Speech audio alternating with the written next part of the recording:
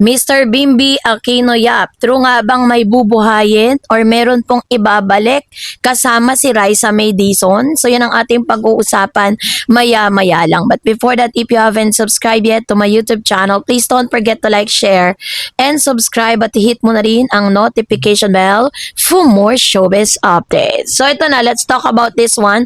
Dahil naman na nagbigay na naman ng isang breaking at news kilig overload na isang video clip na ipinakita po sa atin Mr. Jack, no, ang kanyang RM. Let's watch this short Sabi video kay Ate clip. Chris, miss na miss ko na siya. Alam nyo, guys, share ko lang, 6 years ko pong kinanta ang Chris TV na. Sampol! Sampol! Sampol! Titangge! Chris TV, kasama sa umaga. Sa Chris TV, panalo sa pintuan. Ang next naman, Bim TV. Parang bagay ko, no? Bim TV, kasama sa pintuan. Sa Bim TV!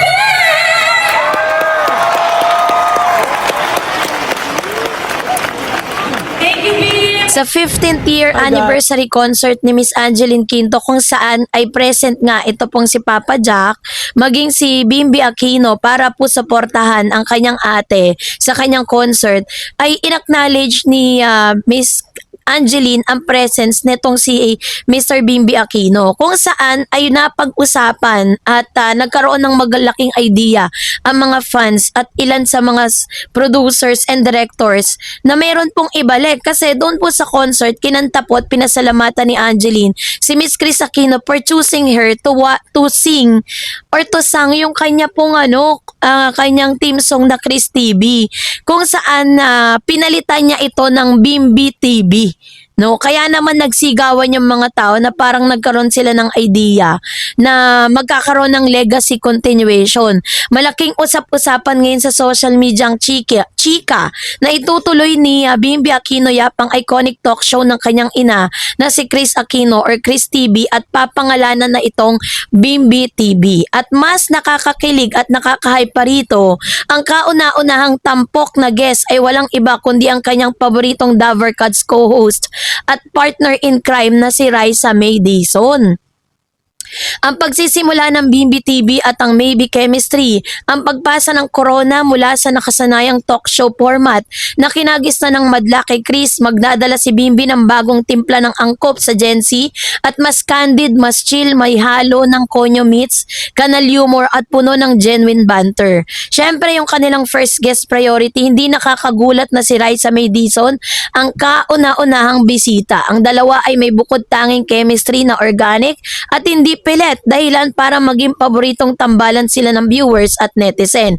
Syempre meron ding organic kilig factor. Ang kilig sa tambalang Maybe ay hindi mula sa pilit na love team script kundi sa pambihira nilang natural na alaskahan, pagiging magalang sa isa't isa at kitang-kitang suporta kapag magkasama sa screen. Pero bakit nga ba wild at patok ang tambalang Bimby at Raisa, 'di ba? So dito po is pumasok na po yung idea na kung merong Chris TV, dapat may Bimby TV. Kasi doon po sa pagkatao ni Bimby, parang kitang-kita natin na naman talaga niya yung pagiging witty at unfiltered comments ni Miss Chris. Si Miss Chris Aquino po kasi ay kilala sa mga komento na talagang hindi niya pinifilter yung mga sinasabi niya. Kung ano yung gusto niyang sabihin, sasabihin niya. Whether masasaktan ka or matutuwa ka, ganun yung pagkatao ni Chris na bagay na minsan ay papasa niya kay Bimby, no, na parang si Bimby very straightforward din siya magsalita. Tapos kapag nag-expose siya ng kanyang feelings, wala ding filtered, 'di ba? Pinapakita niya rin lahat 'yon. Kaya naman 'yun po yung isa sa mga nakikita natin na pwedeng magiging contributing factor para talagang bumalik, no? At ipasa ni Miss Chris Aquino at ma-continue yung legacy na meron po si Miss Chris ang pagkakaroon nga ng Bimby TV.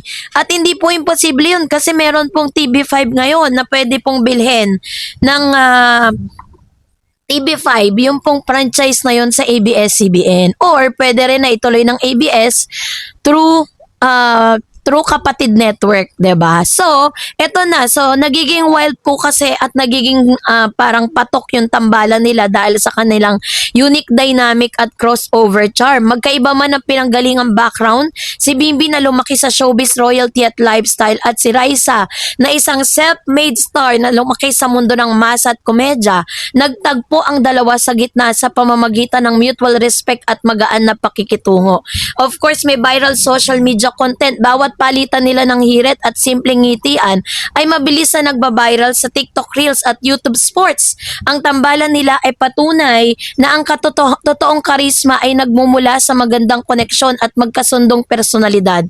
Kaya naman meron tilang tinatawag na fresh energy sa entertainment industry. Sa gitna ng mga nakasanayang scripted love teams, ang panibagong format na pinapakita ni Bimbi at Raisa ay nagbibigay ng sariwa, nakakatuwa at nagbibigay din ng nakakakilig na saya sa mga manonood tuwing tanghali maging sa digital platform. Kaya naman abangan natin yung mga susunod na detalye no sa opisyal na pahayag ng episode ng BBTV kung saan siguradong tuloy-tuloy ang ligaya, tsikahan at kilig kasama si Raisa May Dizon, no?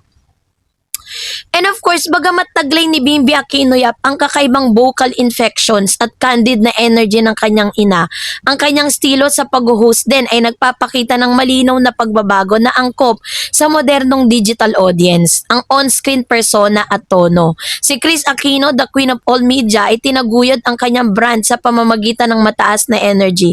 Walang pasakalya na katapatan at matibay na kontrol sa entablado. Ang kanyang estilo ay kinatangian ng maipahayag na pananalitang mga iconic na catch-up phrases at kakayang gawing pangunahing libangan. Ang mga personal na kwento, si Bimbi Aquino Yap mas gumagamit ng mas chill, relax at Gen Z demeanor na pinabalanse niya ang kanyang natural na konyo charm sa pamamagitan ng magalang at grounded na pakikipag-usap na nakadepende sa deep pan-humor at kusa o natural na micro-reaction sa halip na theatrical na pagkukwento, 'di ba? Kaya naman yung paraan ng pakikipanayam sa pag-host, 'di ba? Parang merong dimension between Kris Aquino at Bimbi Aquino. Yung kanilang style, yung derecho, napaka-osisero, mausisa, ay isang nakakaaliw na paraan na pinaiikot niya sa usapin sa pamamagitan ng pag-alam sa personal na buhay at pananalapi ng mga bisita. Yung kolaboratibo at parang nakikipagkwentuhan lang talaga, 'di ba? Pinahayaan niyang manguna yung bisita habang nagpapasok ng mga matatalas at mabibilis na hirit.